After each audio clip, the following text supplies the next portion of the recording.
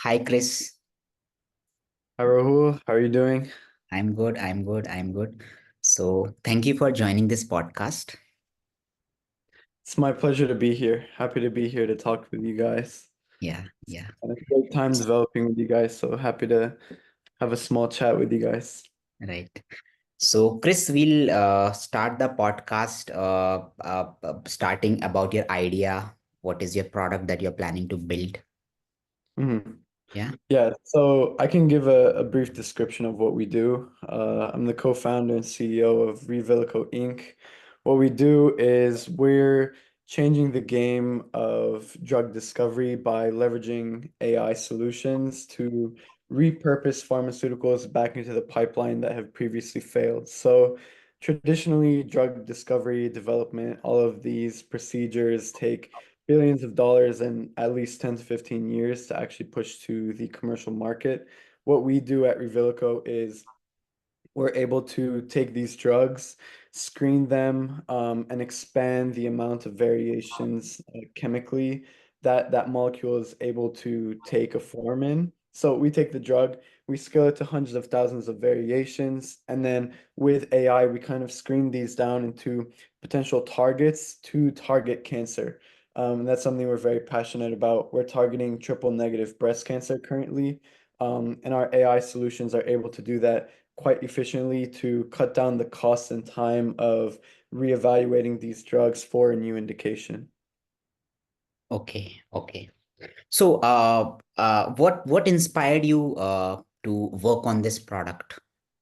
Yeah, so I'd say it's kind of a mix of serendipity, a great market opportunity, and kind of some personal things that kind of pushed me, motivated me to get to this point.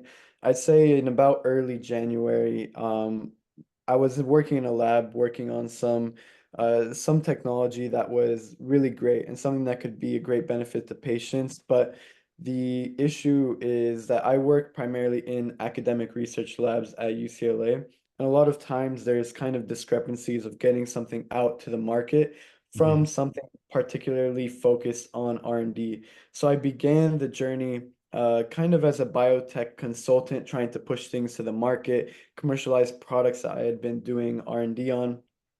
And so I started recruiting a team, pushing things out there, and kind of pivoting into more of the field of, consulting. But eventually, I onboarded my co-founder Christian after we kind of met each other over LinkedIn. That's the serendipity part here. And with time, we were able to build out a company geared towards repurposing. We kind of talked with people in the market, investors, potential customers, people in the industry, and saw what was missing and where we could take an advantage of this new AI technology to push, these technologies back into the market. So our goals are similarly in line. And I'd say that pretty big life event. My mom passed away from cancer about a year and a half ago, so I was very deeply ingrained within the pharmaceutical sector, understanding how these medicines directly impact, the patient. In this case, someone who's very near and dear, and that kind of provided the motivation, the understanding of the need in this market and tying together all of these different factors, my biomedical engineering degree, a lot of wet lab, hands-on experience for drug delivery, it kind of pieced together a very, strong, tight-knit group of students, industry leaders, advisors. And now we're about 8 months down the line. We have our first product coming out.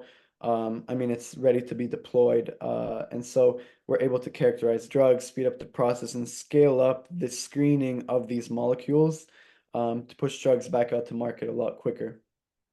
So, to understand your product in little bit more details, let's say given a drug, we can classify that drug and we can identify how much effective that drug will be for a particular medical condition that we have.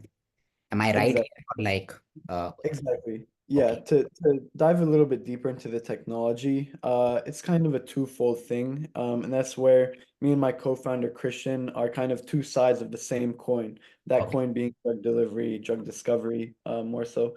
Uh, what it is we piece together physics and engineering principles from the chemical standpoint Okay. and very hardcore biologic interactions. So to kind of piece it down into what our models do, Christian's team models diseases very well and quantifies the disease, right? Because Okay. biology is very complex. So if you can put numbers and engineering boundaries to a disease, that provides a lot of engineerability when you actually, target a certain disease. So what we do at a very basic level is we take a multi-omic or kind of a multi-input approach where Okay. we take the genes, we take the RNA transcript, we take the protein pathways and certain Okay. biomarkers that exist intrinsic to your disease. Okay. We identify certain targets like protein molecules, for example, and that is submitted to kind of the next layer of our technology, where once we've identified certain markers that are up or down regulated in your disease, let's Mm-hmm. say a protein, we have a specific target for these chemical compounds to bind to and create some sort of reaction biologically. And Okay. so we piece together a multi-omic technology that submits these drug targets. These Mm-hmm. drug targets are then ran through a generative chemistry algorithm to produce variants of good binders to your protein target. So in order to create a effect, your drug needs to bind your target and inhibit a pathway or activate a pathway, and we generate compounds that can do that. And from there, we scale these compounds up even more to the hundreds of thousands of millions of variants in this chemical space. Okay. And from there, we can use AI to screen down these molecules into something that's feasible to develop in the wet lab. Okay, got it. So, is your product or is your solution oriented towards cancer, or is it a generic for any disease which will be at impacting at gene level? I'm not a domain expert, but what I'm understanding is like, let's say you have a drug that you have built, right? So that drug, how that drug will interact with that particular disease that we have at gene level, right? That we can identify, right? So whatever disease that are impacting at gene level, will it be used for all those diseases that are there? If you can name some of them, that will also be very helpful. Yeah, yeah, exactly. So, obviously, as a startup, we have huge aspirations to claim the whole disease space, but it's Okay. not really something that's feasible, especially in this field. So, Okay. what we do is we target a specific subsection of Okay. breast cancer called Okay. triple negative breast cancer, where there's just a lack of certain, disease markers that aren't present.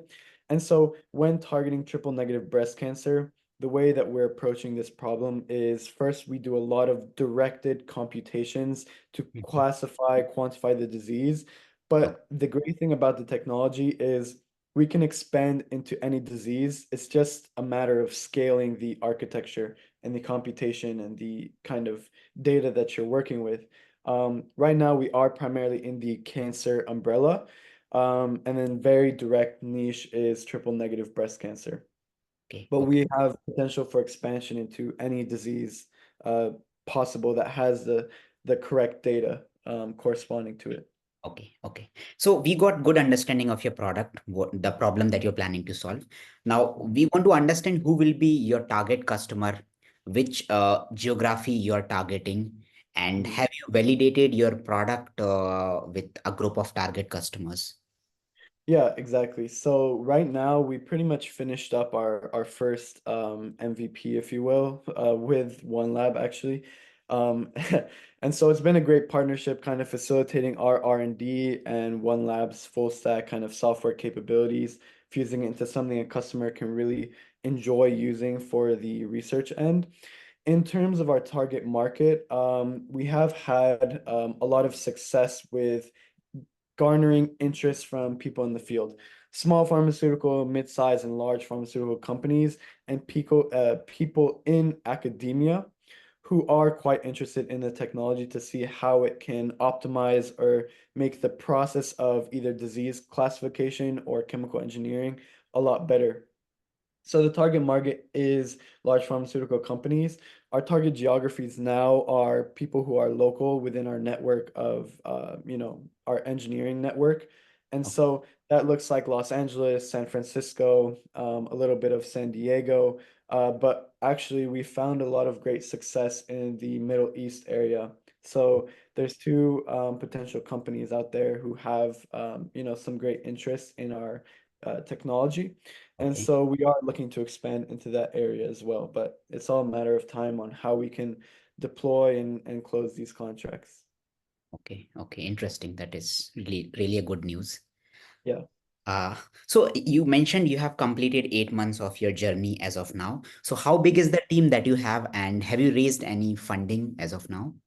Yeah, so right now the team is about 10 people internally. And so that's a lot of students, kind of these really robust engineers from the data AI engineer Okay. and from the biomedical engineering end. And so we have a very strong core team, from the graduate level and beyond. Okay. And our team of advisors now are a lot of people signed with the industry. Mm-hmm. From the business standpoint, we have some people who are established in the pharmaceutical space and in the domain. Okay. And obviously, we have our full-time team with one lab to kind of help develop everything. Okay. The thing is that we are fundraising around $500,000 pre-seed right now. Okay. So that's a process that we're working towards, and we're looking to close that pretty soon. Okay. Okay. That's interesting. So, Yeah, so as of now, you're bootstrapped and you are on the way to raise funds. exactly, Oh, exactly. Yeah, okay. yeah, Okay. So what are the challenges? I mean, as part of fundraising journey. So this question I asked to all the founders, right? So what are the challenges that you are facing in fundraising journey, or any advice that you would give to other founders out there? yeah. Yeah, I would say that I'm still looking to close our first deal. So Okay. just based on my experience up till now, I can say the best thing to do is to be an aggressive networker. In the Okay. fact that I just took a trip to San Francisco. What I did is when you build, I mean, this is boiling down business, right? When you have a product that really creates a lot of value add and you have a really good thing to sell, it Okay. makes your job easier as a CEO or CFO or a salesperson to take a great product and actually take it to the market. And so, what I would kind of give advice or what I've kind of interacted with is get into a hub of a lot of people who are in the investor or the entrepreneurial space. San Francisco, Los Angeles, you have all of these different hubs all over Boston. Um, and just look for any event possible. Look for any way that you can just leverage your network, your charisma, your talking capabilities, everything, and just go and put everything out there, and things will start piecing together. For us, we have had a lot of success with venture capitalists. Obviously, when you have these larger VCs, they want to see the story, they want to understand that you're garnering to a specific, need in humanity, and that you have the business model and the R&D capabilities to meet that. And if those things are in place, it's just kind of a matter of updating your investors, kind of understanding the landscape of what they may be looking for and tailoring your pitch, if you will, to that person, and then just giving it time with the updates to understand that it takes time for people to invest in your company and your vision. And so I hope in the next few months we'll have a different story here, talking on the other side of closing our first fund. Right. But up till now, that's kind of what I have. Mhm, mhm. So what you mentioned is that networking is very important, and we should attend events where VCs and other founders are there that will help us raise funds. Exactly. The more you put your product and your services out there, the better, because you kind of get a placement in the market based on your market. For us, we had an anticipated market of repurposed pharmaceuticals. But when we go to these conferences, we look at these customers, we look at these VCs who have really ingrained knowledge and different perspectives of the field. You're being placed with all of this advice and all of these talks on maybe you should pivot this way or this way. For Yeah. us, we've seen that our market is a lot larger than we had previously anticipated, where we don't really need to focus on repurposed drugs. We have different capabilities from 0 to 100 of drug discovery, and that's a great thing. But without putting it out there and talking to your customers and the investors in your space, it's very hard to see that. Mhm. So can you mention like some of these conferences where you have been to in San Francisco? Yeah, so we were invited by a network that I'm a part of. It's like a Lebanese network called LebNet. And so we got into a conference called STEP SF. It's kind of geared more towards the AI, biotech, B2B, software as a service companies. And it had a lot of people across the regions, right? You had people in SF, you have people in Saudi, you have people in Dubai, all of these people gathering together, and we were guaranteed two VC meetings to kind of discuss, our fundraising goals and our plans, and this was baked into the conference. So that's why I would be an advocate for, going for these things. That's one conference, and then I would say also going through a lot of accelerator programs with the right network provides you a lot of opportunities to meet great people, and it's kind of an exponential effect. There's a lot of tight-knit degrees of separation. So let's say I talk to you, Rahul, you know a full team of developers, or people who may be investing in the space. It's just an exponential growth the more that you leverage and provide value in a relationship to your partners in business. Correct. Absolutely. So it's like a graph. We'll connect with one person and then we'll get a lot of people out of that network. So Exactly. it's Yeah, exactly. so you mentioned you are about to have your MVP in the market. So I would like to understand your approach to MVP development and will you prefer in-house team for MVP development, or will you prefer to outsource MVP development, or will you plan to keep it hybrid, partial in-house team and partial outsource team? What is Yeah, yeah, exactly. So the original business model looked like our team was fully integrated to the R&D space. okay? And what I had thought is we want to build things right. We want to build things, very carefully. So let's outsource a great team of full stack developers to kind of get things moving, and we'll supplement with our, coding repository, all of the R&D that needs to be integrated to this system. And that's what we've done with OneLab. And I'd say that's probably the stance that I remain, set on is we retain all of the R&D prospects, kind of all of the building out of all of this technology from the AI standpoint, and maybe some features that take a lot more scientific background or cheminformatic background. But the full stack developers is something that if we were to insource them, it would be either very costly, or if we were to cut down costs with American developers, it would be, a quality issue.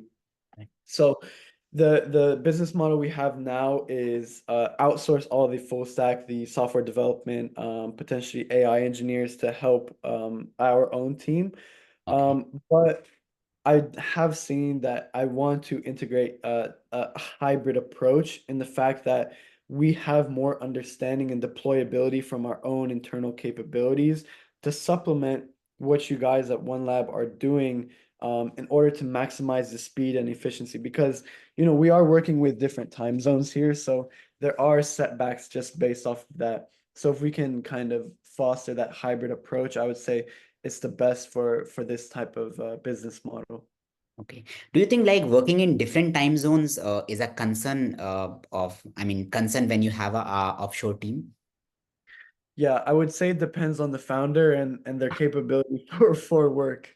Obviously you guys have pretty much been taking calls very early, very late. Okay. But that's the nature of it. When you're 12 and a half hours from, our position in California, you just have to make the time either. For me, I'm an early riser, so it doesn't really affect me. But for people who may not be used to these extremes, they may need to change some habits. Right, right. Yeah. So yeah, so this is interesting. Your approach is like to so the core team, the domain specific team should be in-house and the full stack team can be outsourced. So Exactly. yeah, Yeah, I would say that there are certain hybrid approaches like having some domain experts who also have a full stack background to okay. kind of supplement the development so that let's say that we have a code script and we want to push it to the front end instead of kind of having to wait a little bit or set it up for the next day, it could just be deployed instantly and it's more of a always working kind of thing where when we're working during the day you guys are working during our night and vice versa. So 24 hours, the company is always growing and growing and working. But for us, we're still piecing together our end. And that's something we'll probably facilitate in the next few months. Okay, okay, interesting. So, Yeah. Chris, I mean, your growth has been really amazing. I mean, you have been in this startup from last 8 months, and you have done very well. So, I want to understand your plans, like 2 years down the line and 5 years down the line. What are your plans? Where you want to take your startup? Mhm. Yeah, I think this is a big question because a lot of people say acquisition or IPO. I Mhm. can't, make a decision there. A lot of just to kind of give background on the market, for pharmaceutical development, a lot of these big players are looking to acquire companies like us, let's say 5 years in their development or once the technology is fully done. For us, it could be very quick because we are building software, we're not building hardware, wet lab, we're not building a drug. Mhm. We're building a platform that can speed up the process. So the process of acquisition, getting things out to the market quicker could be very quick turnover for us. And we could look into something like an acquisition from another AI drug company or from one of the larger players to see what they may need. And we supplement it with our own, business model and technology. But I'd say that for me, just the mindset that I have is I want to compete with these very large players, Recursion and Silico. Eventually, these companies and our cohort of drug development will be the new kind of large pharmaceutical space that will be competing with these giants, Genentech, Amgen, AbbVie, because it's a lot more deployable and we're more adaptable to the market and we can get things out quicker than traditional pharmaceutical discovery has been doing. And so that's where I stand. I'd like to IPO, go for the next milestones, benchmarks, develop our own in-house drugs, and kind of expand and grow and compete with these really large pharmaceutical companies.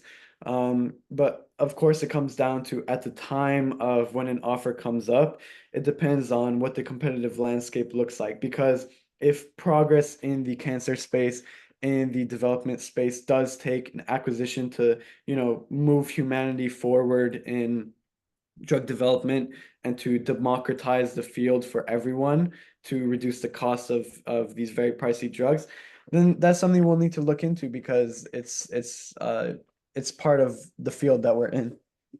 Got it, got it, got it. Interesting. So, I would like to understand how you measure growth and what are the metrics that you use to measure growth of Uh-huh. your product?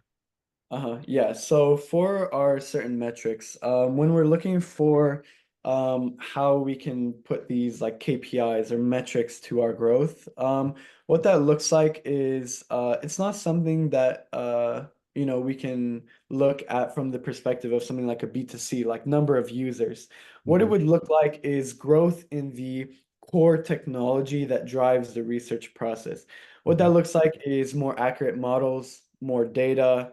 Okay, We're looking at more use cases and development in the R&D pipeline, and the specific metrics we will be benchmarking are, can we propose a chemical space that attacks this target very well? okay, If we can do that, we need to test this in a wet lab, validate everything, and ensure that our models are really performing well. And Okay. that's showing that the models are growing, that the R&D is really hitting this next level. So those are the certain benchmarks we need to hit in order to progress and grow. And of course, financially, we'll need to kind of hit these benchmarks and milestones of we've raised our first pre-seed, we've hit, let's say, a government grant from the NIH, NSF, and we keep moving forward and ingraining ourselves in very strategic partners across the region. Because the more partners we have, the more scalable our product needs to be.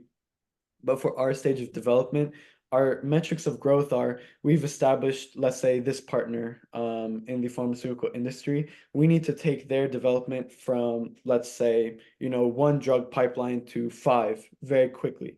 And these are measures of growth that we measure based on the success of what our technology is actually able to do. Okay, okay, okay, interesting. So I would like to understand when you build a product around molecular biology, and what are the any certifications, any compliances, any regulations that are very important here? Yeah, extremely important. When you're looking at, let's say, just basic data privacy, you have GDPR, you have all of these pharmaceutical companies as well who need to understand that their data is not being used. And so for us, the way that we do that is we ensure a very secure back end, and we're still working on developing a very, great filter of kind Okay, of logging all of these transactions between us and these pharmaceutical companies. Um, and to ensure that we're in regulatory compliance, our business model stops at IND development or IND submission, which okay, is pretty much we have gotten a drug from discovery or from repurposed all the way to in vitro and in vivo studies. So gotten into the wet lab. And mhm, from there, we cut off all of our procedures, all of our processes, because we do not want to deal with the FDA. It's very complicated. It's not mhm, something that our current capabilities, monetarily or from the R&D end, okay. um, we can handle. So regulatory compliance is a huge thing, but for us, we don't really go into that domain at all. Got it, got it. So let's say so we have worked with a lot of companies from a medtech domain, and what we have realized, they are very concerned about the data. Yeah, S- yeah. They don't want their data to go on a central cloud. They want to own the data. So they Mhm, want a mhm. product where they have the data. Data is not going out there. So I mean, will you give that flexibility? If they want to own the data, they can have that data, or they can have the data in a centralized cloud, which your team will be managing. Yeah, so for us, these companies have spent billions of dollars on this compound. Okay. And so the data is extremely, extremely important to them. It's all the value that they've gotten from that R&D. So we do not need to touch it, nor do we want to touch it because we have our own proprietary data sets that drive our AI models. Okay. And so part of our business model is twofold from the data point of view. Okay. In regards to external protection, they do not need to, worry about the data. Everything's protected. It's all owned by them. And Okay. we provide our own data sources to drive the AI model accuracies and the capabilities. And that's something we need to develop in-house, scaling the data, capturing these partners to acquire data. But their data belongs to them fully. Okay. Okay. Okay. Okay. Yeah. Got it. Okay. This is interesting. So yeah. So let's understand a little bit. So let's try to understand a little bit about your challenges. Any particular challenge, if you can talk about that you have faced in your 8 months of journey as a founder. Yeah, I'd say it's a very daunting challenge. I did start this company in my undergraduate, years. And with that, there's a lot of pressure, workload from the schooling and as an engineer from the research labs that are separate, and now a company that you're managing a lot of people. At one point, I was managing around 25 people. We've since cut down our workforce by a lot. Um, but it does take a lot of optimization of your workflow, to kind of be able to operate such a large business at scale. And so I'd say the challenges there are you're working 80 to 100-hour weeks at a minimum, and you're really driving and pushing and finding the momentum, not only for you, but your whole team. At the early stages, it's essential, I think, to motivate your team and allow them to feel ownership of what they're building out. At the beginning stages, it's a lot of we're all building something together. And this is kind of an adventure. Startups are like an adventure. You have these ups, these downs. Maybe an update got pushed to one of your packages and your whole entire code repository shuts down and breaks. How are you going to come together and fix it and create this tight-knit community? So like the last 8 months have been extremely challenging, definitely. But they've been extremely rewarding and extremely fun. This is something that I love. So it hasn't really been too much of a hardcore obstacles. It's more so these are the ebbs and flows of the startup world. And our team has been extremely resilient in getting through it and creating an amazing product out of it. Okay. That's interesting. So every founder has challenges, and solving those challenges is the most rewarding part, as you mentioned. Yeah. Exactly. So Exactly. yeah. So I would like to understand, since One Lab is working as your development partner, I would like to understand your experience working with One Lab Ventures so far. Yeah. Yeah. One Lab has been honestly an amazing partner to supplement all of our development, right? The core of what we do is software, and our team is backed by a lot of computer scientists, AI engineers. So our computations are extremely strong, but getting into the full stack is, another challenge because all of our resources are allocated to data mining, to understanding the AI models, to pushing the needle, if you will, on all of these internal R&D procedures. So it kind of relieves the internal stressors from us to build to the full stack, and we can focus fully, our team focus fully on the R&D end. And One Lab supplements everything from the full stack to being a great partner and kind of building everything into our core product, which is something a user or a researcher can go in, they can use it, they can screen and get outputs. So we're looking to scale with you guys, and see how we can, get these developments going, in coordination with you guys. Okay. So Yeah. that is very helpful. So I would like to understand, let's say if you were not a founder, let's say if you were not a founder, what is that you would have done? Yeah. I mean, originally I wanted to be a doctor. That's completely out the door. I don't think it's for me. I think that there's no backup plan. Okay, so this is a philosophy I think every entrepreneur should take on if they would like to be successful. And it's something that I adopt fully. When you want to succeed, you need to there was a conquest, very old. Uh, it was a long time ago, but when they had sent over ships of armies to, conquer this enemy, let's say, they landed on this island and burned all the ships and or okay, let me rephrase this. So there was a conquest going on, and they sent a lot of ships to an island, and they were losing the battle. Mhm. And the leader of that army eventually said, "Okay, the only way that we can get out of this is to basically create a sense of desperation, if you will, where he burned all the ships, and they ended up winning the battle."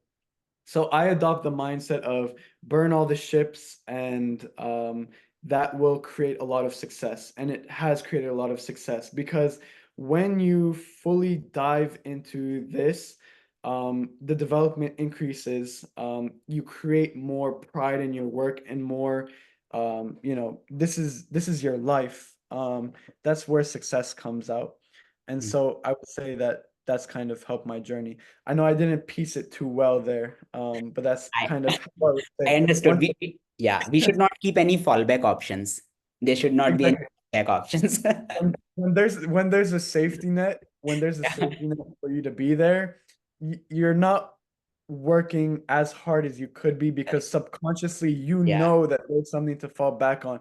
But when you dive fully into something like a startup, that's extremely necessary. All the great founders you've seen, they are diving completely in and sacrificing everything to get out there, obviously within reason. But you want to get out there, burn all the ships, get rid of all the safety nets, and from there, people really, really, create amazing things because that sort of desperation creates a sense of creativity, productivity, innovation. It pieces your team together and it creates a sense of family building towards this huge problem that we will conquer.